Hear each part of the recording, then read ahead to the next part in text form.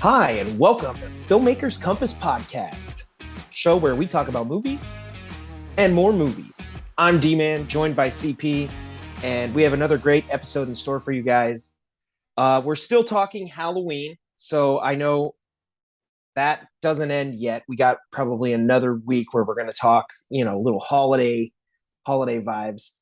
So I will throw it over to you, CP. I know you have some shout outs right out of the gate. Yes, sir. What is up? It is good to be back. First of all, I got to give a shout out to our friend Danielle, who got married this past weekend to her fiance, Sean. Congratulations to the two of you. We love you very much. And hey, congratulations, Danielle. Hope you had an awesome weekend and are enjoying your honeymoon. Yeah, have fun. Second of all, awesome. I got to give a shout out to Mr. Adam Jones. Thank you for commenting on the fact that despite the fact that I'm getting older, I still seem to be looking younger than before. Maybe I'm just up to some Sanderson sisters type voodoo. You'll never know. I got to give one shout out to Ryan Weinzettel. This has nothing to do with movies or even his response to the show, but he was brave enough to text me during the Notre Dame game this weekend. And I just want to say thank you, because nobody out here said anything nice to me at all. You know, if you don't know, I'm in LA, but I'm from South Bend, and everybody out here was texting me very mean things and gifts and memes. So Ryan, thank you for going through that awful game with me on my side. Appreciate that, man. Obviously, if you are paying attention to the world at all, you know that Rings of Power has finally wrapped. We've been talking about it for, pretty much since it premiered so far. We're actually going to postpone that conversation for another week to just give everybody a chance to make sure that they are caught up on the show. And we want to forewarn you that next week we're going to be dropping some spoilers as we talk about Rings of Power and what we know about Lord of the Rings and what we're expecting in season 2. So you got to wait another week. I am excited for that conversation too, just because of the criticism that the show received out of the gate, particularly from Tolkien fandom, which we did have a conversation about that at the halfway point. But I am interested in your thoughts, CP, which we have not discussed yet, and we will do a little pre-production on it, but we're going to save the conversation even between ourselves for next week's episode. Yep. And I'm excited to get your thoughts on how it all kind of came together in the end. There were some things that we had kind of talked about potentially happening that maybe happened, things that didn't happen. There were surprise reveals and all kinds of stuff. So we'll get into that. And I'm excited for that conversation. So I hope you guys will join us. And if you haven't checked out Rings of Power, be sure to give it a shot and come check out the conversation. If you're not a LOTR or Tolkien nerd, then just join us for, the zeitgeist. We're a part of the big conversation going online. So join us for that. But all right, throw it over to you. What are we starting with today? Well, actually, I want to throw it right back to you. I know you just finished watching one of the most anticipated and exciting shows on television right now. She-Hulk. You are correct. You did not probably get, you kind of got a sigh.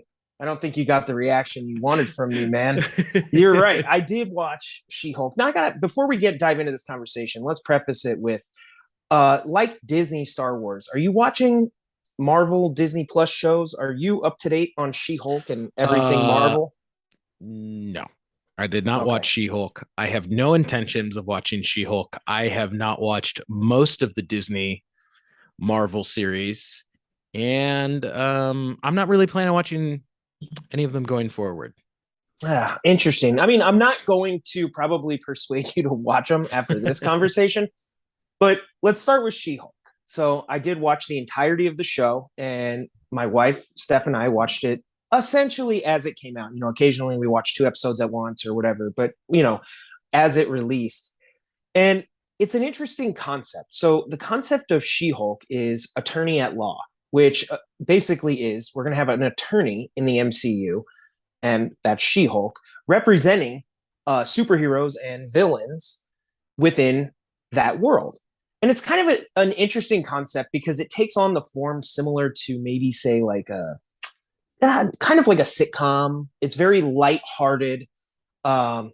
it's not particularly serious in terms of its villains or really pushing the overall MCU narrative.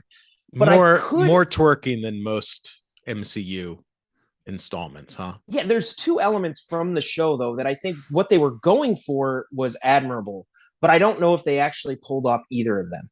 So that is by first of all making the show about a courtroom. It allows actually characters from all over the MCU to actually appear in this show to kind of come and go, right? As the plot, because everybody, there's mention even of the Sokovia Accords and all this different stuff. So the show itself could kind of be like an interesting middle ground between the other shows and the movies where these characters kind of connect, right? In Yeah. interesting ways, but it's a lighthearted, fun show, so you can kind of actually have fun with the appearances of the characters. And I feel like they try to do that again, just like almost everything they're doing. They tried, and it did not quite work. So the second thing they're doing that I think was admirable was they're breaking the fourth wall. So there is kind of an acknowledgement that this is a show, right? That we're all kind of being a little self-aware here and right self-referential to the MCU and some of the stuff. So there's this kind of notion that it can also be a conduit for those type of conversations with fandom, right? That you can kind of poke a little fun and do some of that stuff. So here's where I don't think it works either way. First of all, as a courtroom drama, and this is reported on, apparently they did not hire any writers with courtroom drama experience. That seems like a mistake. Yeah, the courtroom drama aspect of the show is not remotely compelling. It almost feels like this happens and this happens and this happens. Why all of it happens? Because we need another episode of the show. So they weren't able to integrate the things going on in the MCU with a courtroom drama that created compelling TV. Okay. Thought that was a bit of a bummer. I thought it was kind of a cool opportunity because, I mean, let's face it, courtroom dramas are a staple of just television, right? That's one of, what is that, the big three for television genres? Hospitals, cops, and courtrooms. Yeah, I mean, think about it. Dick Wolf made an entire career out of courtroom dramas. Yeah, I mean, Law and Order's been going for how long, and people still watch it. So the fact that they weren't able to capture that sort of magic from a genre that is typically played really well in this medium was a bit of a bummer. And then the second aspect, so the whole finale, and this is going to be a spoiler now. We're getting into spoiler territory because I can't talk about She-Hulk without acknowledging the finale. And what happens is essentially the show positions the villain of the show as kind of toxic fandom. And what happens is in the finale, they break the fourth wall, and She-Hulk literally looks at the camera and is like, "Do you like this ending? Me neither."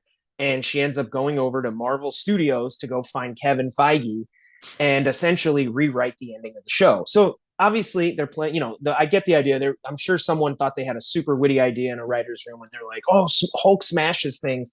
Have her smash the fourth wall." And I think there's even a quote in there, I'm sure that came from, somebody's brilliant idea. And not that I don't think that actually couldn't work. I just don't think, again, She-Hulk quite pulled it off the way they were intending. So they end up doing this, but the problem is by doing that, it's almost self-referential to the fact she's like rewriting the ending, right? Why? Because it sucked. Like, yeah. So, and the irony is, if you were even into the show remotely at all, like, let's say you're actually enjoying the show, which to its credit, the second to last episode, they introduced the character of Daredevil. I thought it was one of their better episodes. It felt like it was building to something with intelligentsia and like they were going to do something, right? Yeah. They basically are like, yeah, forget all that. It was garbage. Like, so it's weird because in a weird way, they're almost kind of trashing their own show. And you as a fan, consequently, if you were actually enjoying that show. Yeah. So it didn't work in the way I think they were intending it to. Like, it's tongue in cheek. Like, there's, references to, oh, when are we going to get the X-Men? And she's talking to Kevin Feige, who's like a robot who just kind of like, uses formulas to make Marvel movies, kind of, again, commenting on fandom and the criticisms that have been thrown at the MCU. So it was cool in a certain respect, but it was almost like the existence of having to break the fourth wall and change the ending felt like an admission that the show was not all that good. So it's almost like the only way you could even get this ending was to have a not very good show. Well, that's just really weird to me because now, obviously, I didn't watch the show. I did do some reading about it when it first came out. I know there was a lot of criticism with test audiences. And I don't think that played out very well with initial audiences because I know there were major complaints about the pilot episode, which people said was very piecemeal. And I guess that's because the origins of She-Hulk were originally spread out through the series. And after people started watching it and were kind of confused that there wasn't an actual origin piece, they sort of cut all those little origin fragments and somehow tried to paste them together in a pilot episode to set the tone of the show, which my understanding is, correct me if you think I'm wrong, but most fans were not happy with that. So it seemed like it set out on kind of a misstep to begin with.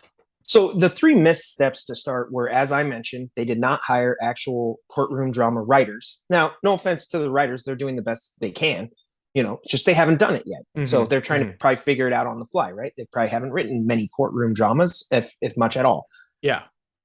The second thing it got knocked for right out of the gate and is troublesome. Again, this is mentioned when she's talking to Kevin. The CGI just is not up to par. Yeah, I've heard that over and over. Unfortunately, that was something that Disney kind of promised when the shows were coming to Disney Plus, was that these were going to be, sort of movie caliber level shows, right? And we've seen shows like that are, graphics heavy, intense. Something like Stranger Things is actually a good example. Has a great budget. They make great use of it, and it looks fantastic. Like, I mean, if you can knock anything about Stranger Things, it's usually not the budget or not the effects. So, and then, oh shoot, what was I saying? Oh, so the third point, which was what you were talking about, right? And those three things together just set the series off kind of on a bad foot, I guess. Well, I think the bigger question that I come back to is this. Marvel, why are the Marvel shows such a miss?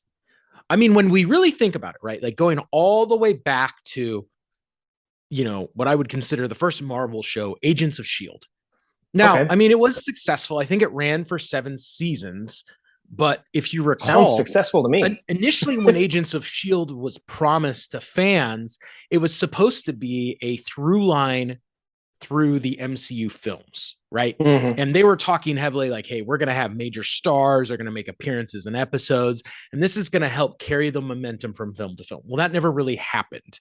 It kind of became this little bastard child of the MCU that I know. Disney didn't really want to premise, though. I wish that had been. Right. Disney didn't really want to get rid of it. But at the same time, it wasn't really contributing to the MCU films and driving the story forward with, dropping foreshadowing and hints and things like that, as I think fans were expecting. Yeah. Even in my impression of Agents of S.H.I.E.L.D. was that it often early on, and then later, not so much at all, but early on, it dealt with the fallout from whatever was happening in the MCU. But almost nothing that happened in Agents of S.H.I.E.L.D. was ever reflected in the overall MCU. Which could have been awesome had they achieved that. Then they came out with the Inhuman show, which I think made it to like 2 episodes. Is that it? I don't know. That one I didn't watch. I know it was a train wreck. Then there was a really successful formula that we saw when Marvel and Netflix teamed up to release the Netflix series, what went on to be The Defenders, that some of them were questionable, but for the most part, I mean, Daredevil is universally praised as a success. Yeah, I like Daredevil. Some of the other ones are well received by most fans. It seems like, Iron Fist was the only one people had a real issue with. I but don't want to get into that. they got to something that worked. So it's really weird that now when they're like, hey, we're watching, we got Disney Plus, we're going to be making our own shows, our own content, that again, they aren't quite able to crack the code for what successful television writing is. So I'm just going to ask you outright, do you think it's part of it is that they're still trying to apply the quote unquote Marvel movie formula and stretching it out over an 8-episode series? Do you think part of it is the fact that, again, as we sort of talked about last week, this is content that they haven't really spent the time developing and it's all being rushed to get something out? Why do you think this isn't working? Well, first of all, for a few of the series, so when you look at certain ones in particular, I think Falcon and Winter Soldier, Moon Knight, She-Hulk, and maybe even Hawkeye, they are in essence applying that Marvel movie formula to a story that A, starts and stops. I think you can't discount. They're not releasing these at once, right? And I think that's a bit of a drag on the shows, is that if you're writing for TV and you're going to release it episodically, weekly, you need to write it that way. And I don't think they're quite writing it that way, right? They're trying to take this sort of movie formula and stretch these arcs out across 8-10 episodes of a Marvel show. Now that's the other problem, is that the Marvel movie formula works good for about 2 hours, and even then it's pretty formulaic. Everybody knows it, particularly in all the Marvel origin stories, which is that often you have a character who comes into their powers or their place in the MCU, and they're countered with a mirror evil sort of version of whoever they are, right? And now that's not, Marvel didn't invent that, but they're just using that as their story, template for a lot of the origin stories, and that's true here to an extent. I think the really ironic thing I find about this is the fact that comic books by nature are episodic, right?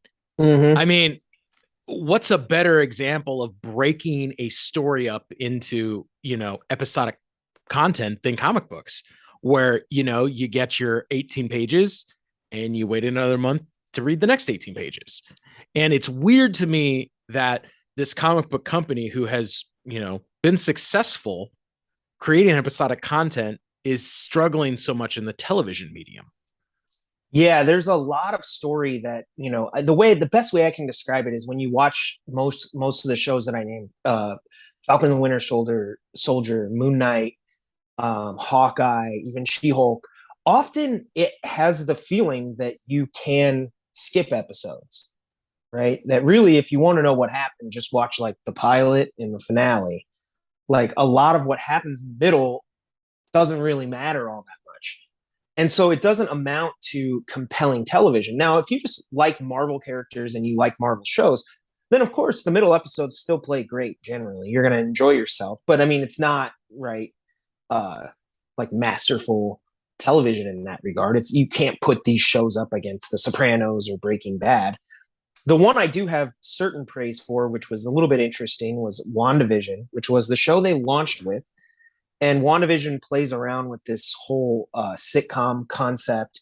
So it was neat because it's Marvel's introduction to MCU shows. And they were doing some really neat kind of storytelling, unique elements that definitely made WandaVision feel right for the medium and, right for just experimentation, right? Well, do something a little different. It's also don't follow the formula, right? Don't follow the formula. And here they are doing that. I mean, it is ironic too that you point to WandaVision, and I think the other show that most people praise as success is Loki. And to this point in the MCU, those are also the only shows to truly tie into the big picture MCU.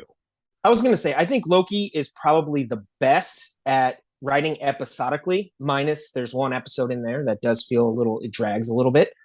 They just actually kind of like chase each other on a planet that's like getting blown up. And for the most part, you're like, well, you probably missed that one. Just pick up the next one. It's like same thing. But generally for Loki overall, I felt they do a really good job with episodic storytelling. And then, like you said, the thing with Loki is that it has major, major repercussions for how the MCU works at large, as well as kind of the, uh, quasi introduction to the big bad for the rest of the MCU. So it feels somewhat can't miss, right? Even if Loki wasn't good, which it is. I like Loki a lot. It might even be my favorite MCU show. Mm-hmm. It's can't miss. So you feel like, even if it wasn't great, you still kind of got to check it out to understand. Yeah. And yeah, a lot of the shows, they just, they feel like shows that exist maybe to introduce a new character.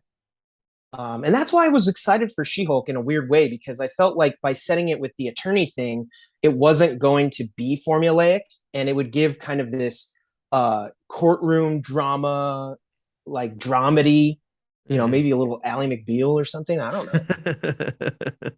Right? Okay. Like Okay. have Okay. some real fun with it and write some cool television that allows for these characters in the larger MCU to be discussed and right. And they're breaking the fourth wall. They're having fun with fandom. I think the concept was a lot of fun. And I didn't hate watching the show. I don't think it was executed in a way that will make it, one of those memorable, or even if it comes back for a season two, like, oh, I gotta watch it.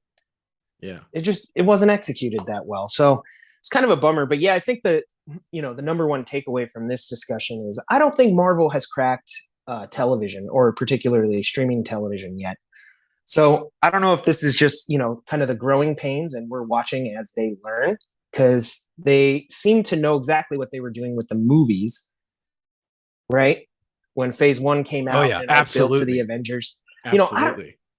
I don't know if like what they're missing is having these shows, kind of like we talked with the MCU as a whole, having these phases or these storylines kind of point somewhere. You Yeah. know, Yeah. they feel a little aimless. Like, there's Miss Marvel and Moon Knight. And I mean, if I'm honest, if you didn't watch them, no, you didn't miss anything. Well, Like, I think the other thing was, when we compare it to the Netflix series kind of made it clear very early on that this was building to something. And if you recall, uh, Marvel came out and initially said, obviously they now retracted that with Matt Murdock appearing in Spider-Man, but initially they said, hey, this is a separate kind of MCU. This is like MCU, 1B, and but it is building to the Defenders, right? So as yeah, a fan, we knew that we were invested in getting to see these shows because it was building to something. And I think part of the problem is it doesn't truly seem like any of the Disney Plus series are actually directly, pertaining to the cinematic MCU. But at the same time, there is no event that they've pointed to where it looks like these shows are truly building to something. And I think yeah, part of the problem is a kind of the same argument that fans were having with, phase four is, where is this going? Like, you expect us to be investing all this time into stories and characters, and we don't even know what we're getting for it, you yeah. know? And I would say right now the MCU shows are an investment in characters. Other than Loki, they're not really building to anything. They are shows for character introductions, or further in-depth analysis. So you look at WandaVision, right? But Moon Knight, Falcon getting promoted to Captain America, um, Miss Marvel, She-Hulk, those are all character introductions. Yeah. The Yeah. shows exist for us to get to know the characters, and to that end, they're enjoyable. And if you like Marvel, you're definitely going to find the same vibe. You're gonna find what you like in Marvel. But yeah, it just doesn't feel like the shows themselves are pushing any boundaries here. I think they're actually a bit following the Marvel formula, maybe a little too much. Write them for television or streaming television. And like you said, either have them contribute at a larger level to the MCU, or at least have them point somewhere, so it feels like they're all building to something. Yeah. And Um, seriously, Marvel, if you're going to make a show about, if the next series that comes out is going to be a, MCU police drama, maybe get some people who've worked on a procedural to, helm the project. Because again, I mean, I think it's smart for them to be pushing their television footprint in a new direction, but why are you messing with mediums that you don't really have any understanding of, apparently? Yeah, that's my 2 cents on it. It's not anything that I think is bad. I've enjoyed watching the Marvel shows. Like I said, they're Mm, perfect. I would describe it as like they're perfectly fine. They're perfectly fine. nothing. They're nothing that I would be like, hey, CP, you gotta watch this. Like, check it out. Like, So I they're want to. solid, like C effort. Yeah, they're like C's get they're good. degrees. Yeah, like they're good. If you like Marvel, they're fun. I don't have anything bad to say. I think She-Hulk was kind of unique in that at the end, by rewriting the ending and kind of positioning toxic fandom and fandom as the villain of the show. They were kind of doing a wink wink to all the wokeness criticism So and just kind of having fun with it. did But you look into this at all? Is this an ending that they actually changed, do you think, in response to kind of the initial backlash that the show received when it first started? Or do you think that did you look into that at all? I did, and I did not see anything that this ending was magically pulled out of a hat when they got towards the end and they're like, hey, screw it, let's just change it all. My understanding is that this was the ending from the beginning. Huh. And Interesting. unless something comes out and or I missed it, but no, I did actually look that up because I was curious, like, was this a direct response to the criticism of the show? But it did not appear that way. It appeared, like I said, that they probably had some meetings and let She-Hulk smash the fourth wall and like let's have fun with the fans. It was just very jarring when they broke that fourth wall, and I don't know.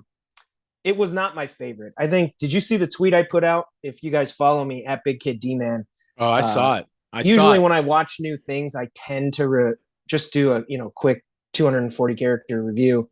Haven't done Rings of Power yet because I'm saving it for our conversation, but I did do She Hulk, and I had to give it about. I think I gave it a 3 or 4 out of 10. It just Yeah, that's why I don't know how you could say that that's like a C effort. That's like a no. I'm just solid saying the show's fail. overall. The show's overall.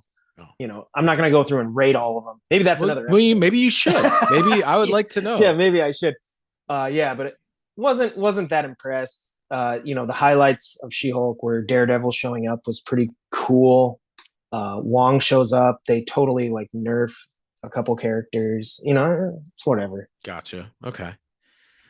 So Well, it was fun, but just didn't do it for me. fair enough. Well, audience, if you happen to love She-Hulk, tweet at Big Kid D Man. I don't really care because I'm not going to watch it, and I'm just going to assume you're some idiot troll. So I'll probably just ignore you anyway. Now, speaking of Disney Plus content, that does bring me to the next thing I want to talk about on this show. I think it's time for a little bit of movie remake time. All right. Now, Love this segment. this segment, we take a look at two different movies and ask the very simple question, who did it better? In this case, we will be comparing the original Hocus Pocus from 1993 with the remake that just came out a few weeks ago, Hocus Pocus 2. Even though that was 4, that's an actual Hocus Pocus 2.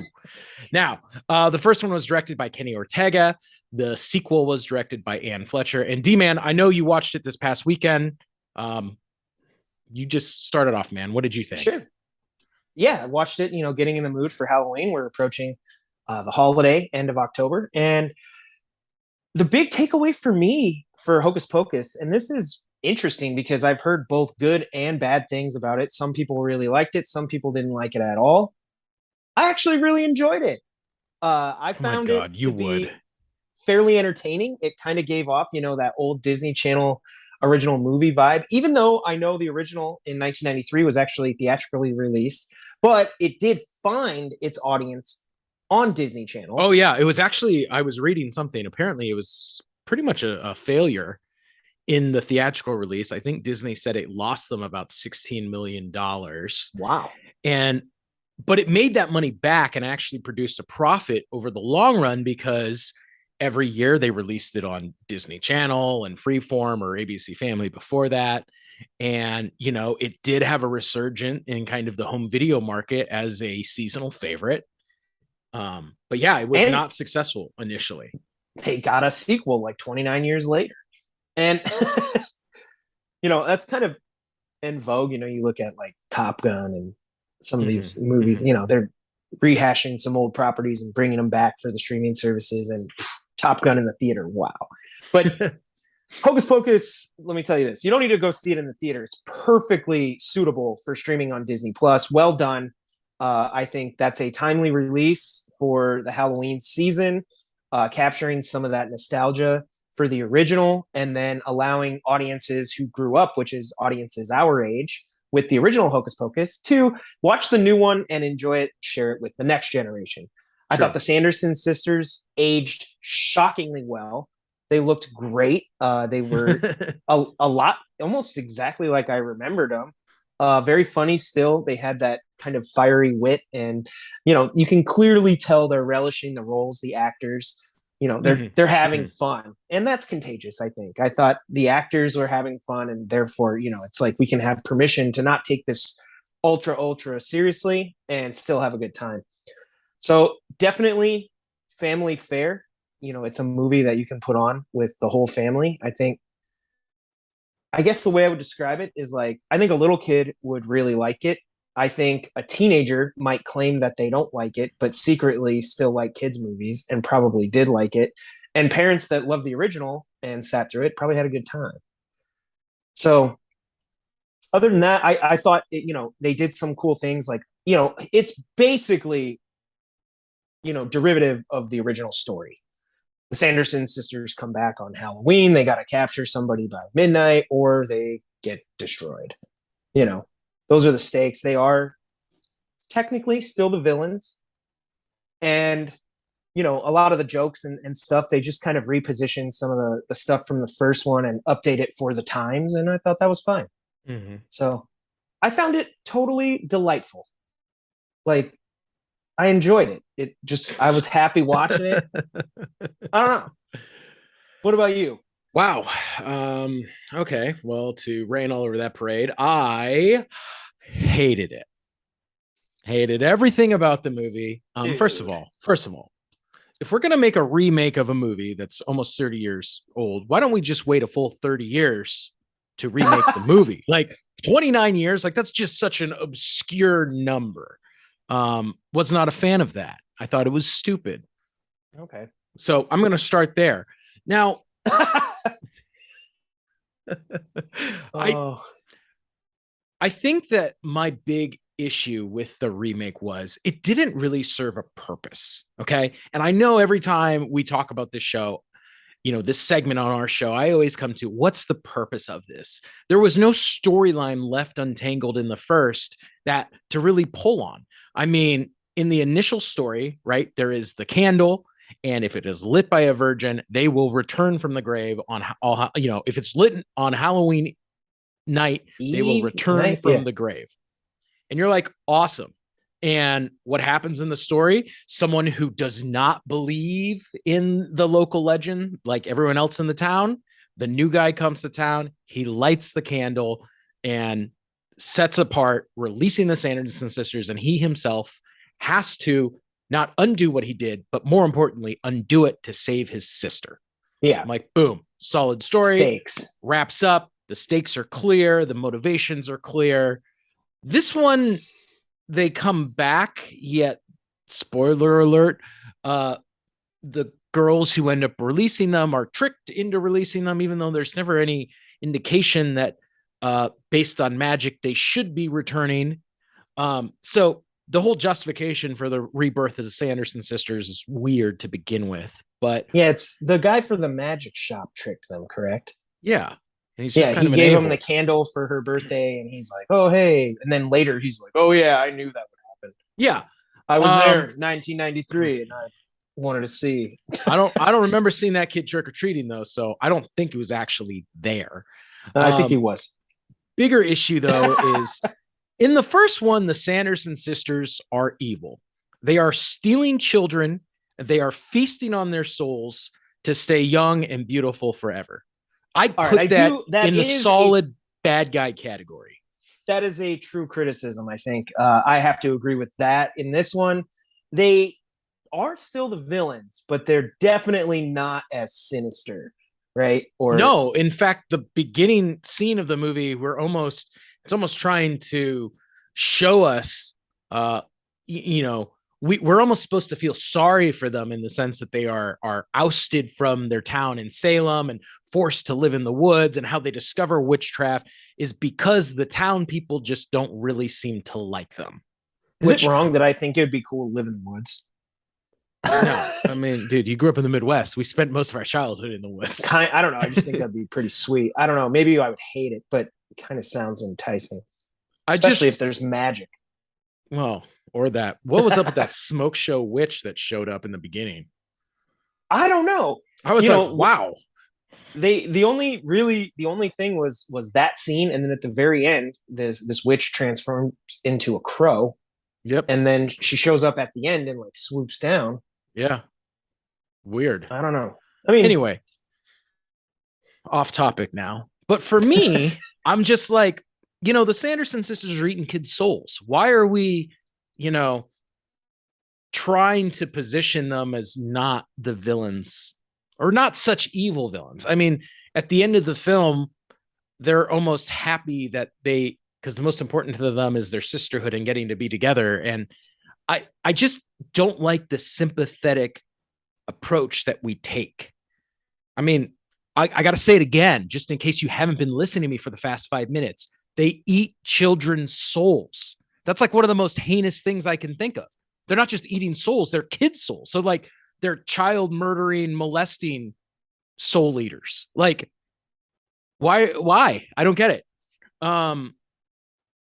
The other thing that my guess is, if I could just throw it out there, is that I think over the years, people have sort of fallen in love with the characters, and my guess is that Disney simply just wanted to position them as the characters that you can wear their costumes and everything. That people dress up as Freddy and Jason. I was going to say there's a big following of Freddy Krueger, and lots of people love his movies and love the character. But again, at the end of the day, he's a child murderer. Like, why are we really should walk a very cautious line when we're trying to celebrate these characters, even though there's a fandom about him. He's an asshole, and they are too. The other thing I did not care for in the movie is the whole scene on the trolley with the football jock. And essentially it's just a PSA about how if you comment on people, bullying. It's like, that's a form of bullying. When you talk about people and say that they're weird, you're really bullying them. And I was like, do we have to be that on the nose? I mean, I hate like on the nose propaganda stuff. I'm like, I think that there could have been a more creative way to implement the theme of bullying and friendship than just like write it out in a blatant, it's like Sesame Street dialogue. I was going to say, it's like stopping midway through with like an in-movie PSA. Yeah. Like, make sure you don't bully people. You're like, oh, all right. Like, where did that come from? And now back to your story. Yeah, right. I was just like, oh, seriously? So yeah, that's my thoughts on the film. Yeah, I will say, I do think them being a little bit more sinister in the first one gives it a bit of an edge. I also think there's something about the underdog story with the first one that's kind of charming, in that it didn't do well in the theaters, but built up a following over decades, getting Disney Channel and now Disney Plus play. It's kind of cool that, Hocus Pocus is, somewhat of an, Hollywood or holiday movie. And people watch it every year. That's kind of cool. But who knows? Maybe the second one will join the ranks, right? Maybe people will rewatch it. One of the things I loved about the first one, it's going to take you a decade, CP, and you'll be you'll love the second one. 2 or 3 at this point. 29 years exactly. Yeah. The other thing I loved about the first one, and we talked about it last week, I love the trick-or-treating aspect. I love the holiday party aspect. It does a great job of kind of celebrating all the things that are quintessential Halloween. And this one does it to some extent, but I don't think it does it quite as well, just in the sense that I don't think every town in America has Halloween parties, has trick-or-treating. Not every town in America has like Sanderson sister drag shows and giant carnivals, For me, it just wasn't quite as Anywhere USA as the first one is, where you're like, if you were a kid in the 90s and early 2000s, you could relate to the depiction of Halloween night in the first movie. Okay, I get that. Yeah, I mean, it makes sense too because it was on your list about favorite trick or treating scenes. So everything's adding up.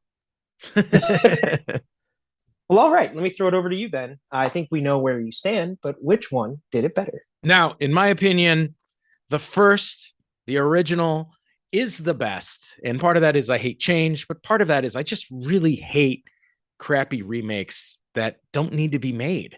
So I'm going to say the original 1993 Hocus Pocus is the better of the two. D-Man? Well, we are going to disagree today because I'm going to go with Hocus Pocus too. I actually really enjoyed it. I found it to be fun, entertaining. Definitely a movie you're going to watch around Halloween and no other time of the year. But yeah, I thought it was a cool update. And while the motive may just be tapping into nostalgia, I think if you're here for that, then it was pretty cool. So that's my Fair thoughts. enough. Fair I'm gonna go enough. with number 2. Yeah. All right. Audience, again, you got to let us know. Hocus Pocus 1, Hocus Pocus 2. You decide which one you think is better. I'm hoping that you're going to agree that I'm right and D-Man's wrong. But if that's not the case, then, well, just keep your opinions to yourself. So, last thing, obviously, this is still October, and I thought it would be fun to do something slightly spooky for this next episode. So, I wanted to tell you, D-Man, I did a little bit of digging. Obviously, if you are a film buff, which I know you are, which I am, which obviously most of our audience is, you may have heard the urban legends of cursed films. These are the movies that were, such heinous things happen during production that everyone believes that the only excuse is an outright curse. So, as October, I thought it would be fun to talk about a few of the, most heinous ones. So that sounds really cool, actually. I am not even sure what these are, so I'm very excited to hear. Yeah, I did some digging. So I put together a list of a few, and I'm going to throw it out. And if you know why it's cursed, tell me. Okay. If you don't, well, then I will tell you why they say it's a curse. So the first one, The Wizard of Oz from 1939. I think I do know this one. This is the one where technically I believe you can see a guy hanging. He committed suicide on set. Is that why it's cursed? Well, that is an urban legend, but they claim that is in fact one of the storks on the set. So that's not true. That they say that's not true, but they do believe the film is cursed because the original actor cast as the Tin Man had to be recast after he had an allergic reaction to the aluminum makeup he was wearing. And apparently he had to be rushed to the hospital and had to bring in someone because he almost died. Get a fire hose, just spray it off him. During the scene where the Wicked Witch is supposed to disappear in a plume of smoke, the trapdoor actually malfunctioned and she actually caught fire and got second-degree burns. Oh my God, that's crazy. I did not know that. Yeah. Her stunt double was sent to the hospital when the prop balloon that she was flying on exploded. And what were they doing? They just throwing explosives on these things? Like, what is and going two on? actors who played Winged the Flying Monkeys actually fell when their wires broke. So there was a little bit of drama going on the set. They lived though, right? Yeah, they lived, but apparently they were injured. Okay. Well, that doesn't sound like a anxiety-free set. It's kind of what's going to happen today. kind of crazy. All right, next film, The Crow from 1994. This I know too. Malfunctioning prop gun killed the lead. Exactly. All right. And what's ironic about it is it's a movie about a musician who returns from the dead to take revenge on the killers who killed his fiance. And yes, this is Brandon Lee's last movie where he was shot on set. And I was actually reading about it. It was actually very crazy. They actually sent home the firearms supervisor earlier in the day. And they're like, we got everything. It's not a problem. And it turns out that one of the blanks had been lodged in the barrel of the gun. So when they actually put in new powder, it ended up turning that into a projectile, and that's what killed him. Holy cow. I have heard of that story. Shout out to my old roommate, Julian. I know he used to watch that movie all the time. So when we were college roommates, it was on. Kind of cool movie, but tragic ending. And that sounds like, I don't know if it's a curse. That is a horrible mistake, though. Oh, yeah. So the next one, a little movie called Rebel Without a Cause from 1955. Ooh, I do not know why this would be cursed. Okay, so check this out. The reason why they say it's cursed. James Dean was injured twice during the production of the film. One time he broke his hand. One time he was actually stabbed with a knife. What? Yeah. He then died in the fatal car accident, which, took his life weeks before the premiere of the film in 1955. Curse. Now, why that would have been enough tragedy in its own right, in 1976, Sal Mineo was murdered outside his Los Angeles apartment. And then in 1981, Natalie Wood drowned off the coast of Catalina Island. That is a curse. Those last two seem a little too far removed to me to actually be curse set, but I mean, James if you Dean were there, you're cursed. For sure. All right.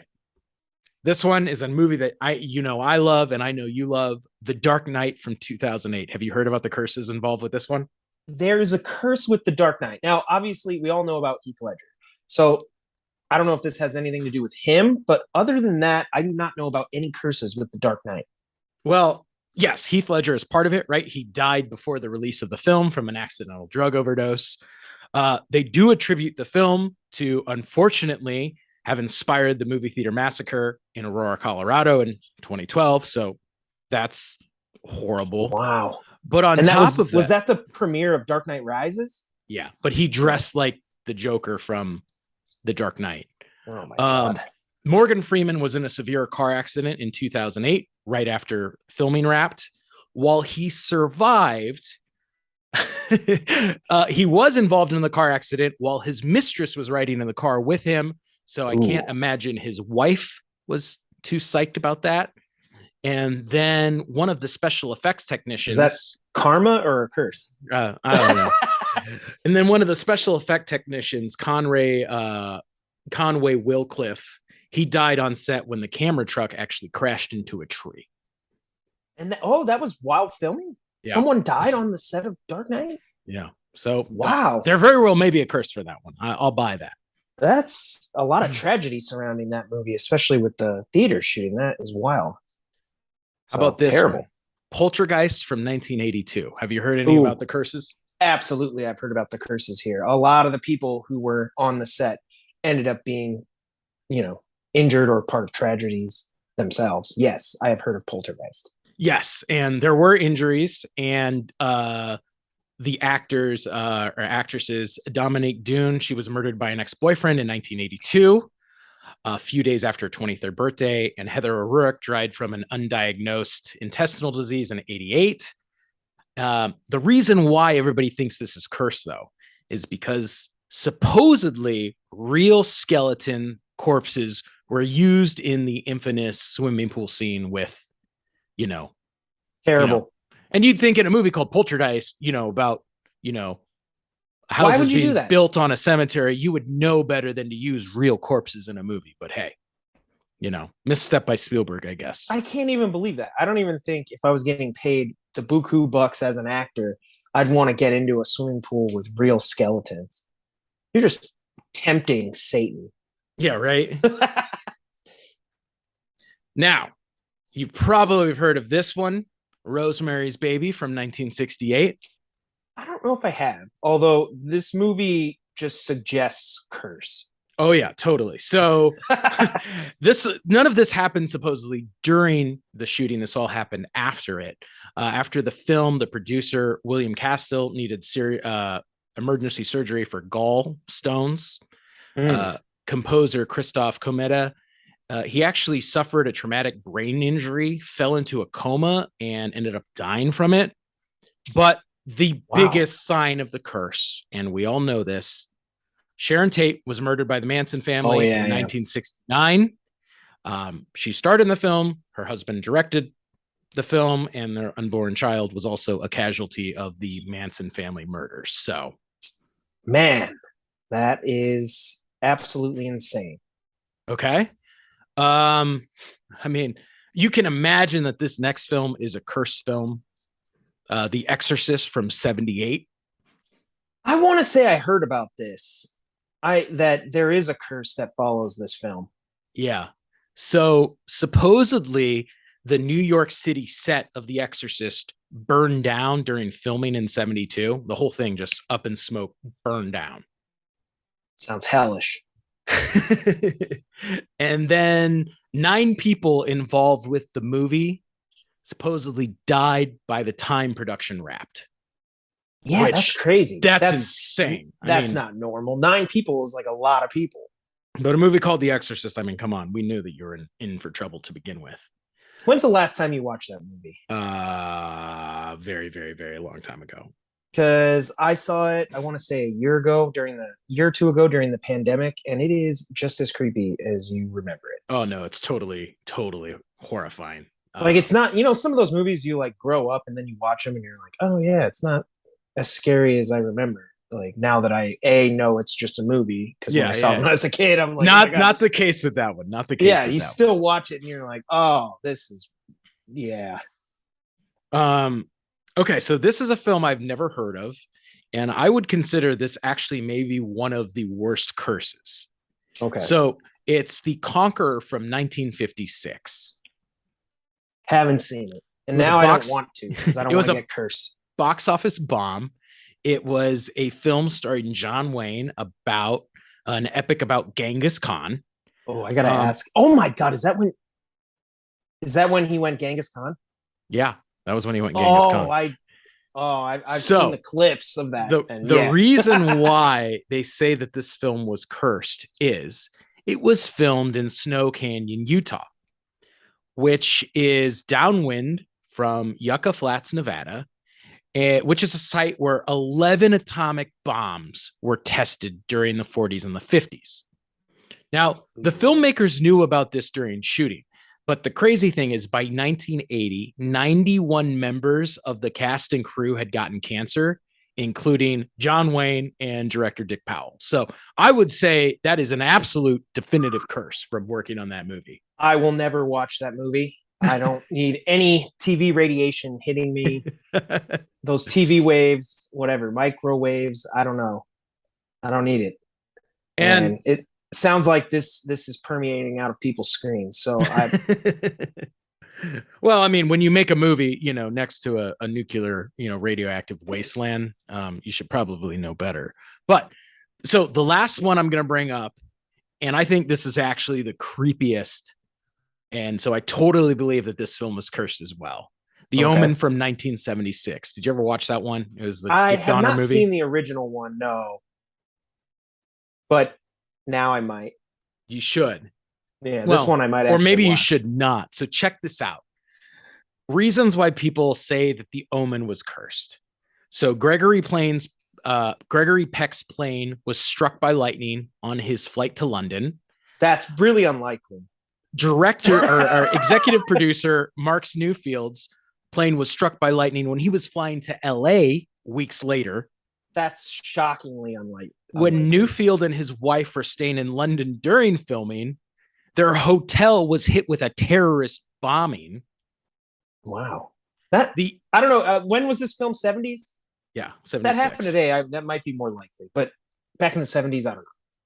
So then the animal trainer also died. He came into set, did the zoo scene with the baboons. The very next day, he was mauled by a tiger.